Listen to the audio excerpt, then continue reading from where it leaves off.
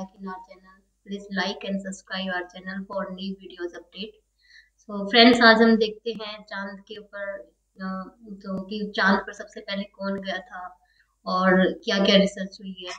दोस्तों, आज दुनिया भर के कई देश अंतरिक्ष में कई मिशन लॉन्च कर चुके हैं और अपने देश का झंडा वहां गाड़ कर फतेह हासिल कर चुके हैं। लेकिन आज भी जब अंतरिक्ष की बात होती है तो सबसे पहले जुबां पर चांद पर कदम रखने वाले पहले आदमी नील आर्मस्ट्रॉन्ग का ही नाम आता है। हम सभी यह तो जानते ही हैं कि 19 जुलाई 1969 को नासा के द्वारा लॉन्च किए गए अपोलो 11 मिशन ने सफलता प्राप्त कर एक बड़ी ऐतिहासिक जीत हासिल की थी। लेकिन हम में से शायद ये बहुत कम लोग जानते हैं कि चांद पर वो ऐतिहासिक कदम रखने का सफर एक बहुत ही उबड़ खाबड़ रास्ते से भरा हुआ था। तो चलिए जानते हैं आज की हमारी इस वीडियो में कि आखिर अपोलो 11 मिशन पर भेजे गए एस्ट्रोनॉट के साथ ऐसा क्या हुआ था जिससे आज भी कई लोग अनजान हैं। 20 जुलाई 1969 53 साल पहले इंसान ने चांद पर अपना पहला कदम रख के इतिहास बनाया था और भविष्य में अंतरिक्ष तक पहुँच की संभावनाओं के दरवाजे खोल दिए थे। नासा द्वारा लॉन्च किया गया अपोलो 11 21 घंटे 31 मिनट चांद की सतह पर रहा और 24 जुलाई 1969 को वापस धरती पे लौट आया। हम में से ज्यादातर लोग बस इसी कहानी के बारे में जानते हैं। लेकिन दोस्तों, जैसा कि मैंने कहा कि चांद पर गए 3 astronaut Neil Armstrong, Michael Colin और एडविन बुज के साथ कुछ ऐसा हुआ था जिसके बारे में बहुत कम लोग जानते हैं। इस हादसे के बारे में जानने से पहले आइए टाइम को थोड़ा पीछे करते हैं और चलते हैं 16 जुलाई 1969 में नासा के ऑफिस में, जहां सभी की धड़कनें बहुत तेजी से बढ़ रही थी क्योंकि कुछ ही समय में अपोलो 11 धरती को छोड़कर चांद पर जाने वाला था। चांद पर जाने वाले तीनों एस्ट्रोनॉट की धड़कनें थमी हुई थी। जैसा कि आप में से कई लोग जानते ही होंगे कि माइकल कॉलिन बतौर पायलट अपोलो 11 पे मौजूद थे। वहीं नील आर्मस्ट्रॉन्ग और एडविन बुज चांद की जमीन पर उतरे थे। आखिरकार 8:32 AM को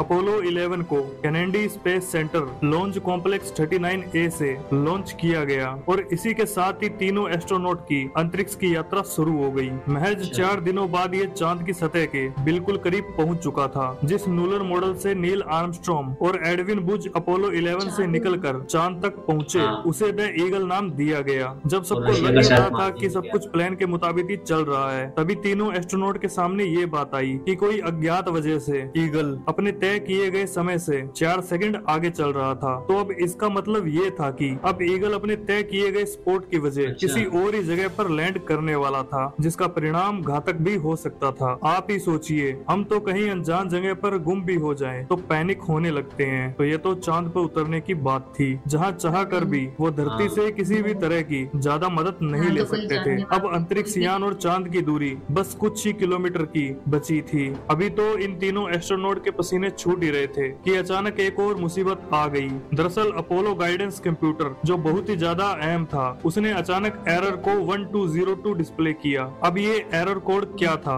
और क्या हुआ था, इसकी जानकारी किसी एस्ट्रोनॉट को नहीं थी। ऐसे में नील आर्मस्ट्रॉन्ग इसकी जानकारी तुरंत धरती पर दी, लेकिन उन्हें कहा गया कि वो एरर को नजरअंदाज कर मिशन को जारी रखें। हालांकि बाद में ये बात सामने आई कि रडार सिस्टम से ज्यादा कमांड आने की वजह से कंप्यूटर सिस्टम ओवरलोड हो चुका था और एरर को डिस्प्ले कर रहा था। अब 20 जुलाई 1969 को 8:17 पर सही सलामत ईगल की चांद पर लैंडिंग हुई। नील आर्मस्ट्रॉन्ग ने इस जगह को ट्रैंक्विलिटी बेस का नाम दिया। यहीं से ही उतर के नील ने चांद पर अपना पहला कदम रखा था और अमेरिका का झंडा बड़े ही गर्व से फहराया था। अब आप ये सुनकर सोच रहे हैं कि चलो अब ये मिशन कामयाब हो चुका है, अब सब कुछ ठीक ही है। तो आप और एस्ट्रोनॉट दोनों ही गलत हो। जब उन्हें भी ऐसा लग ही रहा था कि अब सब मुसीबत खत्म हो चुकी है और वो सफलतापूर्वक धरती की यात्रा शुरू करेंगे, कि तभी कुछ ऐसी चीजें हुई कि जिसके बारे में जानकर आपके रोंगटे खड़े हो जाएंगे। झंडा फहराने के बाद जब वो वापस गए तो उन्हें पता चला कि अब वो शायद धरती पर कभी नहीं जा पाएंगे और वो चांद पर ही फंस चुके हैं। दरअसल चांद पर कम तापमान होने की वजह से चांद पर लैंडिंग के बाद ही स्पेसक्राफ्ट में मौजूद इंजन के फ्यूल पाइप में प्रेशर बढ़ चुका था और उसमें जमी नमी बर्फ में तब्दील हो रही थी। इसके अलावा नासा भी अपने एस्ट्रोनॉट को ये कमांड देने ही वाला था कि इससे पहले ये सिचुएशन और भी ज्यादा घातक हो, वो तुरंत स्पेसक्राफ्ट से उतर जाएं, क्योंकि ये प्रेशर इतना बढ़ चुका था कि स्पेसक्राफ्ट कभी भी ब्लास्ट हो सकता था। अब जरा कल्पना कीजिए कि अगर ऐसा होता तो धरती पर वापस आना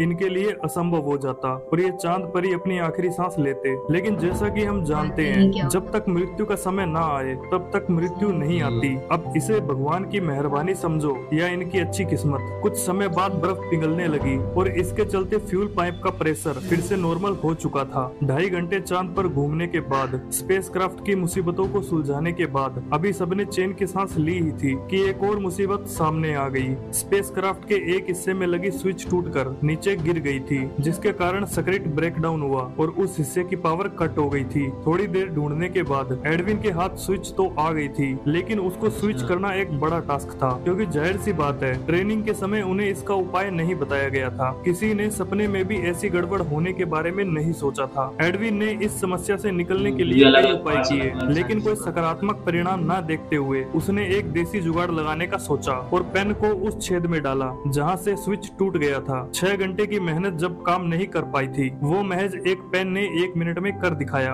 अब वो घड़ी आ गई थी जब एस्ट्रोनॉट को धरती के लिए रवाना होना था। प्लान ये था, कोलंबिया विमान जिसकी मदद से उन्हें धरती पर वापस जाना था, उसमें मौजूद 2 मॉड्यूल। पहला कमांड मॉड्यूल जिसमें एस्ट्रोनॉट सवार थे, दूसरा सर्विस मॉड्यूल जिसमें चांद से लाया गया विमान का बाकी सामान था। उन्हें कोलंबिया की धरती में आते ही अलग अलग डायरेक्शन में जाना था ताकि दोनों आपस में क्रैश न हो। लेकिन यहाँ भी इनकी किस्मत ने इन्हें एक और चुनौती दी। दोनों मॉड्यूल ऑपोजिट डायरेक्शन के बदले एक के पीछे एक तेज रफ्तार से बढ़ने लगे। अगर ये एक दूसरे से ज्यादा करीब भी आ जाते तो भी एक बड़ा धमाका होना लाजमी था, लेकिन इतनी तेज नीचे आने के बावजूद ऐसा कुछ नहीं हुआ और दोनों ने बड़ी ही आराम से प्रशांत महासागर में 24 जुलाई 1969 को लैंडिंग की और मिशन को कामयाब बनाया। आज जब हम इस मिशन की बात करते हैं तो ज्यादातर हमारी जुबान पे ये 3 एस्ट्रोनॉट, खासकर नील आर्मस्ट्रॉन्ग ही आते हैं। बहुत से लोग आज भी इसे एक कहानी के रूप में देखते हैं और फैक्ट बताते हैं। और दोस्तों, आप इसके बारे में क्या सोचते हैं? आपकी राय हमें नीचे कमेंट में जरूर से बताना। स्पेस के लिए अभी भी बहुत सारी कंट्रीज में स्पेस रिसर्च चल रही है और इंडिया का जैसे कि चंद्रयान 3 किया हुआ है, जिसकी सभी लोग वेट कर रहे हैं और शायद नेक्स्ट मंथ अराउंड 20 और 23 के आसपास हम लोग को उसके बारे में गुड न्यूज मिलने की पूरी संभावना है। जैसे कि इस बार हमारे साइंटिस्ट ने बहुत ज्यादा मेहनत की है और पहले से ज्यादा उसको जो है एफर्ट्स लगाए हैं और उसकी टेक्नोलॉजी और सब कुछ चेंजेस किया है। सो मिलते हैं नेक्स्ट वीडियो में। Please like and subscribe our channel.